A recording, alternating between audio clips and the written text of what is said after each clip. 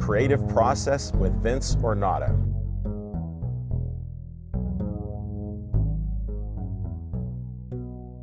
Vince is a professional Pittsburgh artist that works in many mediums. And now Vince is going to share his creative process with you.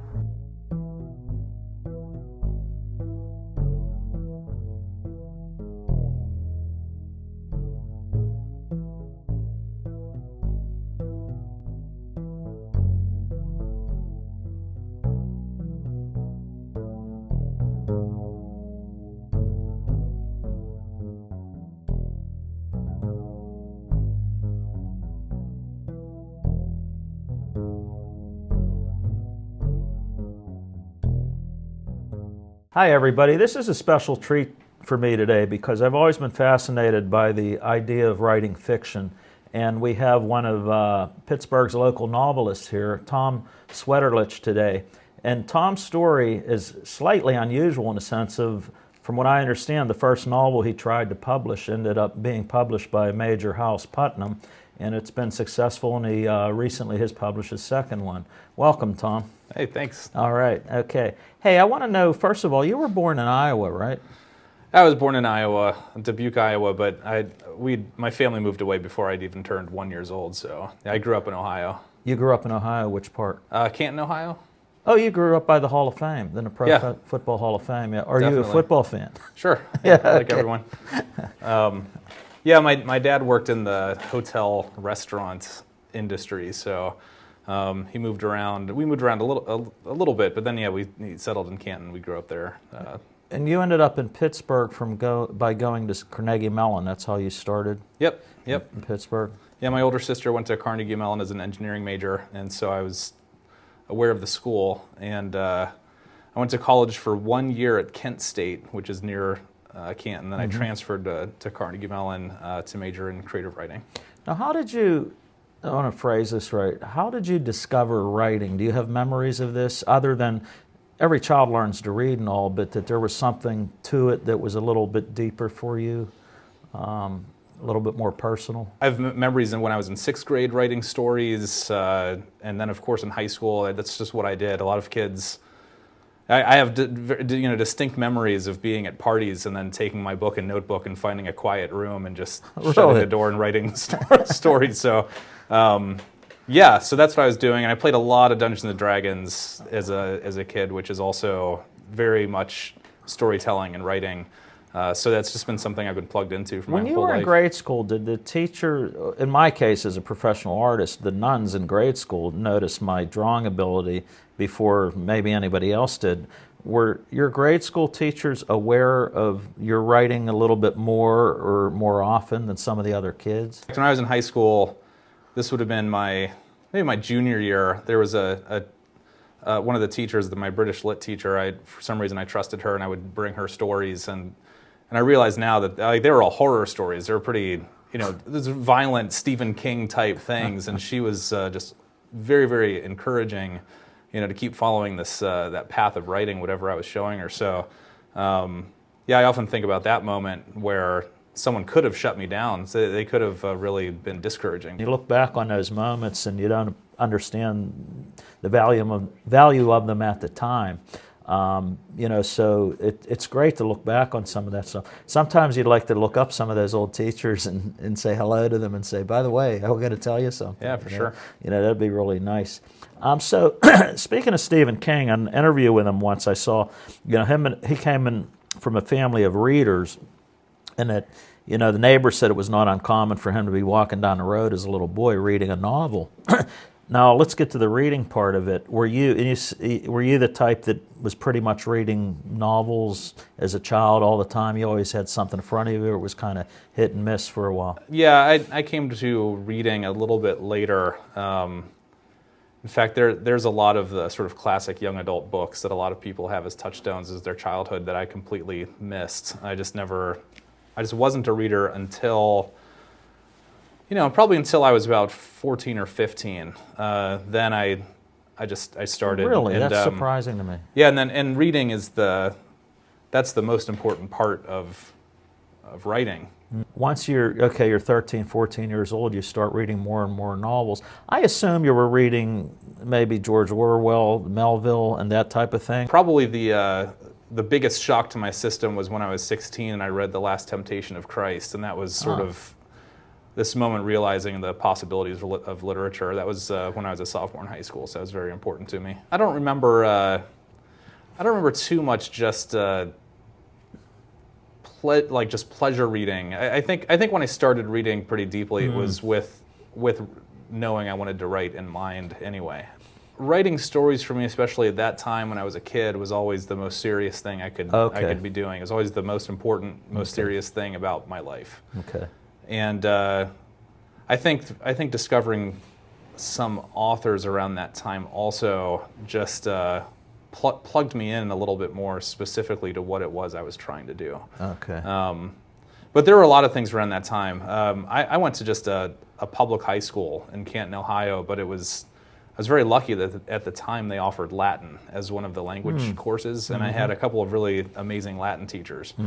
And studying Roman literature, learning Latin as a language, I think made me aware of English literature and English as a language in ways that I hadn't thought of it before because I was just habitual to it.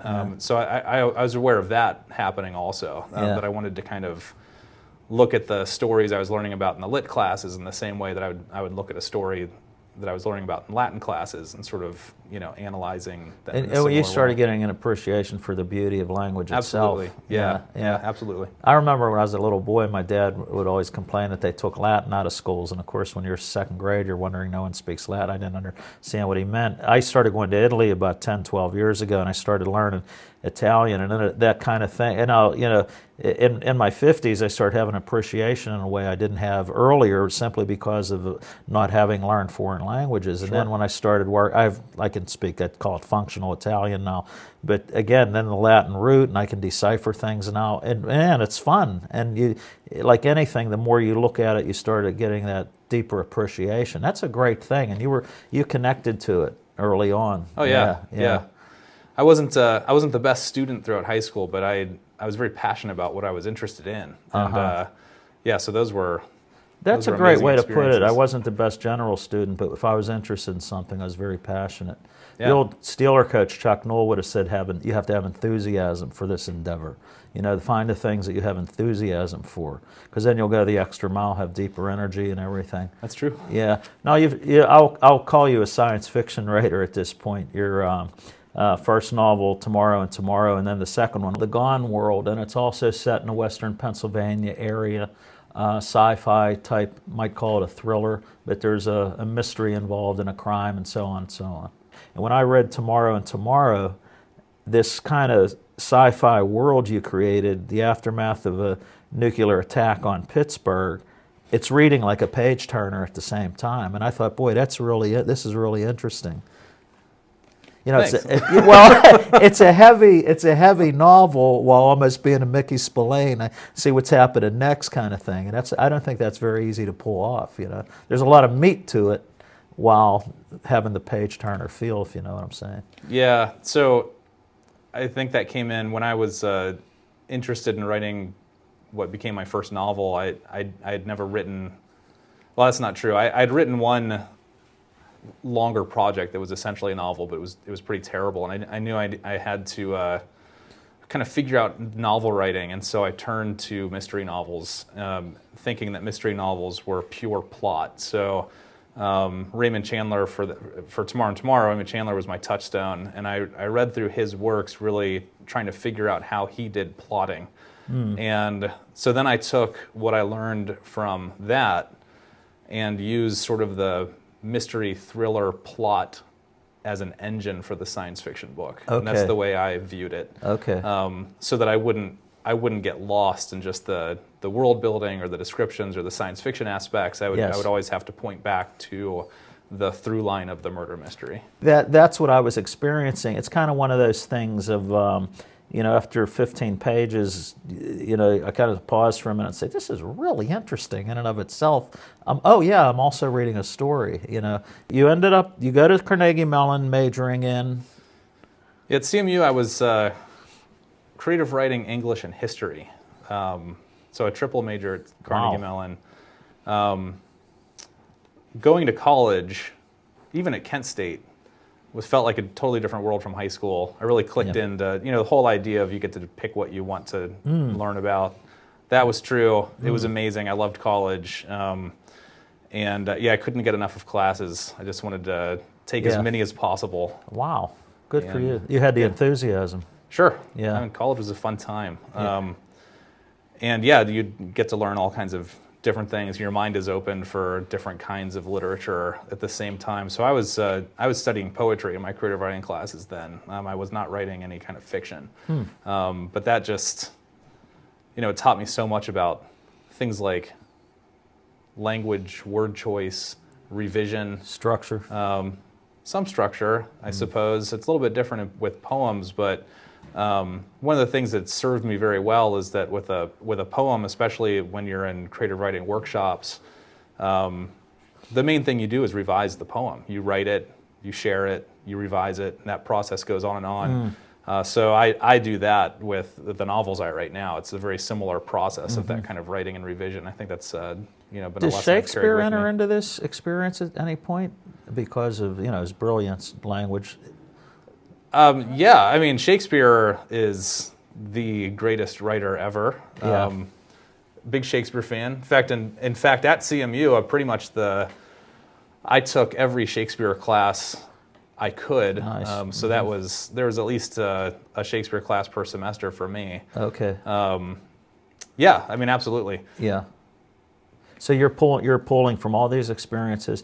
Now, what I'm leading up to, I know you worked at a library for the blind and handicapped, disabled. Yeah, they call it the Carnegie Library for the Blind and Physically Handicapped. Okay. And it is it's a library branch. It's a public library branch here in Pittsburgh. But what we also did was administer this program called the National Library Service for the state of Pennsylvania. And that was a specialized collection of audiobooks that we would send out for free to people who could no longer read standard print materials. So my job there, that was my first job out of college. I stayed there for 12 years. I was basically the supervisor of the customer service team. So someone would call in, it'd be me picking up the phone. They would say something like, "Oh, I really love reading romance novels by Nora Roberts. What can I read next?" And I would say something like, "Oh, have you tried Danielle Steele? You might like Danielle Steele." And I'd send out the Danielle Steele books to them, and they'd call back and we'd talk about if they liked it or not, and just try to find the best books for people based on their interests.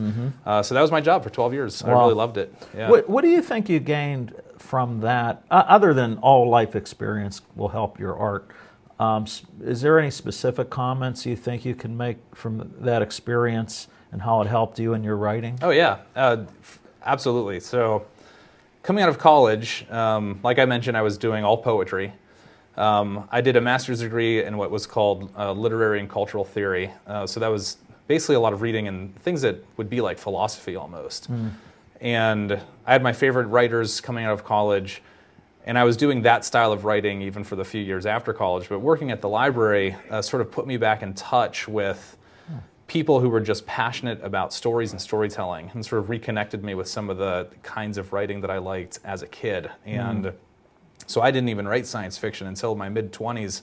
I started reading Philip K. Dick because of working at the library. And Raymond Chandler was because I was working at the library. Okay. So, so absolutely, that pulled me back into storytelling, story writing. And then I started writing a lot of short stories. And you had access to just about anything as far as books and so on. Anyone who's near a public library, such as the Bethel Park Public Library where we're at. Absolutely. I think... I hope people realize that what they have access to through public libraries, it is everything. That's excellent. Now, science fiction. Now, your two novels are science fiction.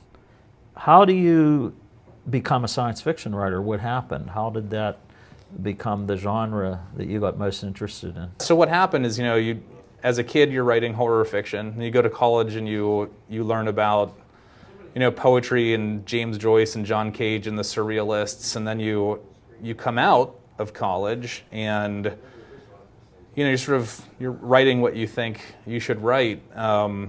a lot of that process is just sort of finding your voice. But when I had my first encounter with Philip K. Dick, I was trying to track down the short story that they had based the movie Total Recall off of, from the 80s, the Verhoeven movie. Yeah. And I read that short story, and it was in a collection of short stories, and I just realized that kind of science fiction was really combining everything that had emotionally affected me throughout my life in a way that felt like that's exactly what I want to try to do. Now, you published Tomorrow and Tomorrow.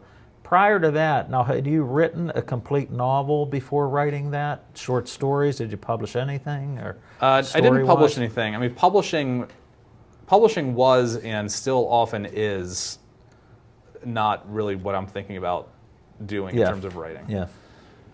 It certainly wasn't. I didn't care if I was published or not, but I was writing every day. And so I never sent anything out for publication, really, or anything. But I did start a project that was sort of this weird hybrid phase in my life between the poetry and the fiction, where it became it was basically a zombie novel set in Pittsburgh, but it was told in about 500 rhymed sonnets. And it took me about 7 years to write, and I got to the end of it. 7 years writing every day on this project, and I got to the end of it, and I realized it just wasn't good. Yeah. But I think a lot of people, a lot of novelists have that kind of first novel that's not very good. Yeah. And a friend of mine just published his first novel. He said he wrote 17 of them before he thought this was good enough. Yeah, yeah. I mean, 17's a lot. I had one. Shorter. A lot of people have one. Yeah, they are shorter. Yeah. But you don't learn except by doing. And Absolutely. when you try to write an extended project, I mean, a lot of times when people ask me about how would could they write a novel or something, I mean, really the first step is to finish a long project. To start it, see it through, and finish it. And you're not even judging based on if it's good or not, but just that learning the work ethic of finishing a long project. That's a huge lesson. That took me 7 years to learn. And then when I finally got to the end, I knew how to do it. Now, you knew how to build the doghouse. Like, now I built a doghouse, not the best one, it's a little crooked. Yeah, but you know how to do the next one. Yeah, and do the next for sure. one. Did you get to know Lewis Norden at all, Buddy Norden, who taught at Pitt? Have you heard of him? Yeah. He was a Shakespeare. May he rest in peace. A great guy. He was originally from the Mississippi Delta. He published 7 novels, eventually maybe 80 short stories. But Buddy had told me, his nickname's Buddy, it's Lewis Norden, Lewis, from the South. He was a Shakespearean professor, and he started writing stories in his 30s. And he comes from the long lineage of the Deep South, the storytelling, a lot of the oral tradition stuff. But he said, I had to go through acres of paper to learn how to write a strong sentence. Now, you would have thought, but he meant at a high-level critique, And as he got to do, but that was that process that you're talking about, starting to do this every day. And he always felt deep inside he had this feeling like he wanted to tell stories. But he did the legwork leading up to what eventually became short stories and what eventually became novels. And I find that you talk to musicians, you talk to artists. I mean, people, this is part of what the show is about, this whole process thing that folks think, oh, you're born with it, you're this or that. You're born with potential, but without the labor, you have potential, not skill yet, and then it has to go somewhere. So that's a good segue to the process of writing itself. So you learned how to be committed, stay with it, do that. You weren't really satisfied with what you did. Now you're going to do it again. And so now, does this enter the phase where you start working on Tomorrow and Tomorrow, your first novel that was published? Yeah, I mean, I turned to writing short stories. I realized that I was actually trying to write fiction, except I was writing them in poems. And so I had this realization. This was around the time I was reading Philip K. Dick for the first time. It was all right around this similar time, and I realized, I should just try to write some science fiction short stories. So that's what I did. And Tomorrow started out as one of those short stories I wrote, and then I expanded that out into a novel. But yeah, it was around that same time. Same characters? Yeah, from the short story, pretty much. It was, things changed. It wasn't a mystery story as the short story, and we talked about how it is as the book. Yeah. Was the nuclear moment in the short story? Yeah. So what it was, there was a Sunday morning I was looking at some of the books I had, and I came across a walking map of Prague that my wife and I used on this vacation we'd taken there. And I was sort of retracing the streets we had walked down. I was looking at photographs from our trip, and I had the thought, I was just wondering if I would never see Prague again, if the only way I would ever interact with that city was through a map and photographs. Interesting. So that led to an idea of never being able to visit a city except through like an immersive digital archive of the city. Interesting. And so the short story was, there was a guy in Prague, and Pittsburgh had been destroyed, and he was visiting it through what became called the archive in this book, which is essentially that. It's an immersive digital map of Pittsburgh. Yeah. And in the short story, I think he was hired to find a young woman whose digital footprint was being deleted. So I think that part was still in the short story. But when I expanded it out into a novel, it became much more of a murder mystery style thing.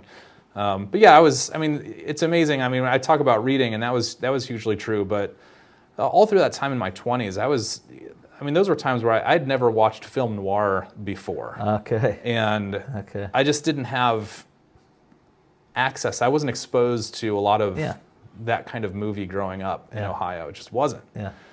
And it's a big world. Like not even Hitchcock films. I didn't really know until that's surprising. Yeah. So the mid-20s, I'm watching film noir. I'm watching Hitchcock. I'm watching Ingmar Bergman for the first time. You're discovering this stuff, right? Reading Chandler, Philip K. Dick. This is all happening. I was 24, 25, 26, and it just, it was like, just everything was opening up for me.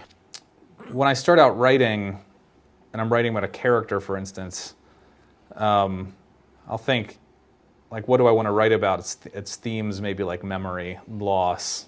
Mm-hmm. And so the science fiction aspects have to work as metaphor for those human experiences. Yeah. And that's how I approach it. So and that's the same with the next novel too. It's very similar in the sense that that one has a lot to do with time travel. Yeah. But what I think about time travel, it's thinking about sort of either the desire to live life again or the desire to know your own future, and things like memory and regret. So all the time travel technology has to point back to these human emotions. So that's the way I approach it. That's very well said. A different comparative would be David McCullough, the great, actually local historian, world known, but he said, like, no one lives in history. We're living right now. It becomes history. So 1,000 years from now, whatever the world's going to look like, that we're still talking about human beings. Mm-hmm. They're still having the same needs, same problems, these kind of things. The technology marched on, or not. Maybe we blew ourselves up. We don't know. Well, it goes the other. I mean, I've been reading a lot about ancient Babylon, and you look at the fragments they've discovered, and it talks about kids going to school, getting corrected by their teachers. Like, it's very human. The human stuff hasn't changed. That's fantastic. It's fascinating to me. What for those that don't know, the second novel is also set in Pittsburgh, or there's a Pittsburgh twist to it, right? Yeah, it's set a lot in Canonsburg. Okay. And also West Virginia. There are some scenes in Pittsburgh, but it's definitely sort of this area. Well, part of the fun of reading. No, I have not read the second one yet, but part of the fun, of course, especially in Tomorrow, because you're not only naming neighborhoods, you're naming certain buildings and streets. Yeah. And if you're from the area, it's kind of an extra bonus as far as pleasure and so on.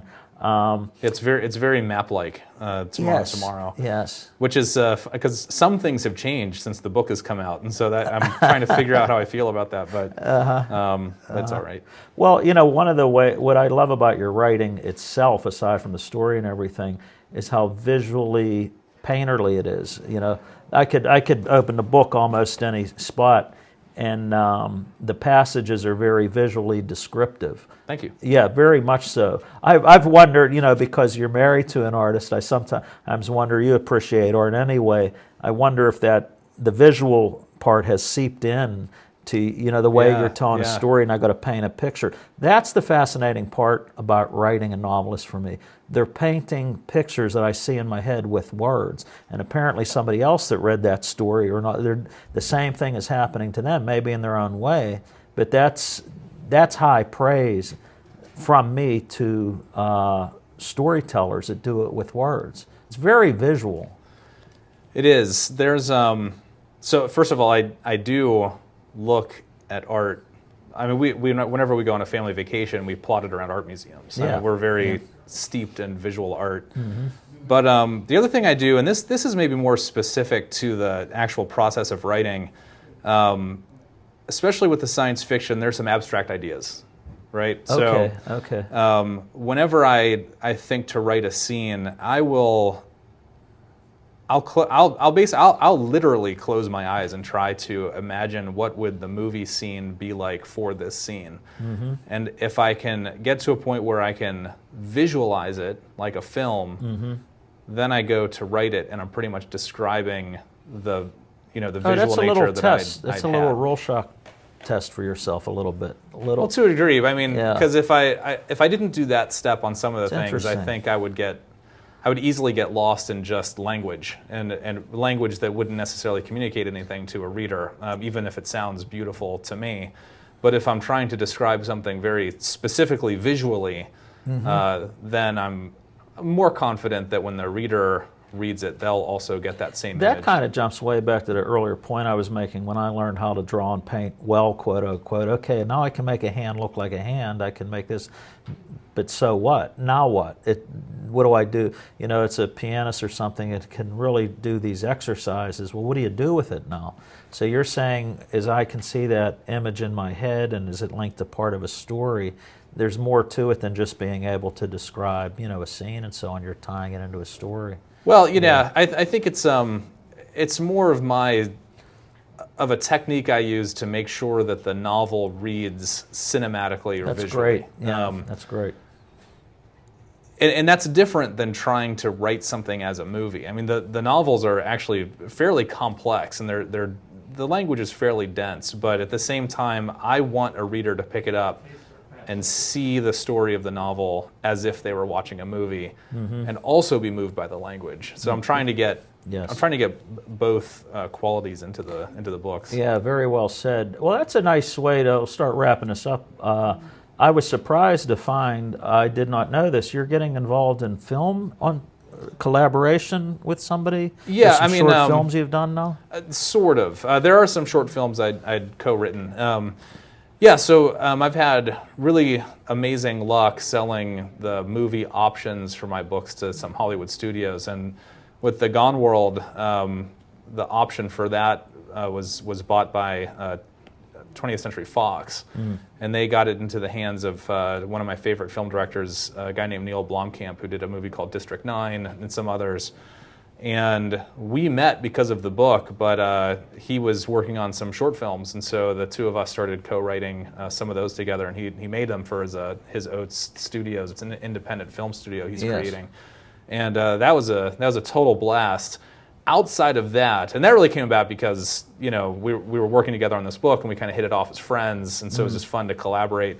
Outside of that, I'm not terribly interested in jumping into like full-on screenwriting or that's a whole other business. Yeah, you get into that problem of no one can follow two masters kind of thing.